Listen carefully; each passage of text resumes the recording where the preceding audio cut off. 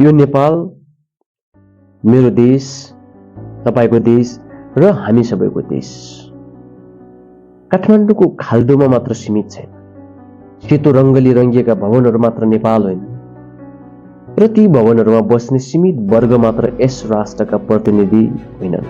पूर्वको मेचीदेखि पश्चिमको महाकालीसम्म फैलिएको विशाल, विविध र विकट भूभाग नै सिङ्गो नेपाल हो। तर दुर्भाग्यवश हामीले त्यस भूगोललाई प्राय पाठ्य पुस्तकका नक्साभित्र मात्र सीमित गरिदिएका छौँ।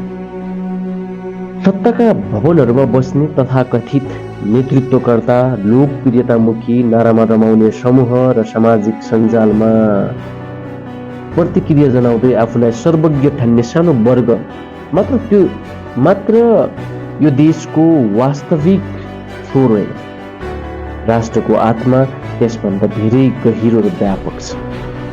भिरपाखामा घाँस काट्दै गरेका आमाहरू, दिदीबहिनीहरू, हलो जोत्दै, घन साबेल चलाउँदै पसिना बगाइरहेका दाजुभाइहरू, यी सबै यही देशका सच्चा नागरिक। आधुनिक प्रविधिको पहुँचबाट टाढा रहेका, मोबाइलको हरियो बटनले फोन उठ्छ र रातो बटनले काटिन्छ भन्ने सामान्य जानकारी समेत नभएका नागरिकहरू पनि उत्तिकै नेपाली हुन्।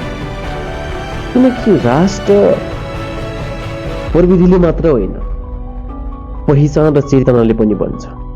यो देश केवल विदेशमा अध्ययन गर्ने, नागरिकता त्याग्ने वा प्रदर्शनका लागि राष्ट्रियता देखाउनेहरूको लागि हुन्। यो देश त्यो सानो गाउँमा सुहेको छानो मुनि च्यातिएको किताब बोकेर आधा पेट खाएर विद्यालय जाने बालिकाहरूको पनि। यो देश निजी विमान चार्टर गरेर देश विदेश भ्रमण गर्नेहरूको मात्र होइन। घन्टौं पैदल हिँडेर विद्यालय पुग्ने, दैनिक उपभोग्य वस्तु बोक्न टाढासम्म जान बाध्य सर्वसाधारण नागरिकहरूको पनि।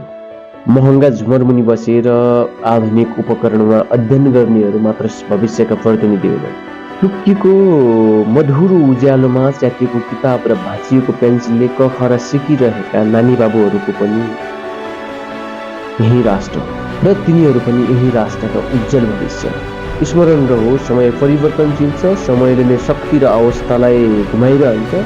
आज जो शीर्षमा छन् भोलि तल पर्न सक्छन्। आज जो पछाडि छन् भोलि अगाडि आउन सक्लान् या सक्छन्। हिजोको इतिहास हामी पढिरहेका छौँ।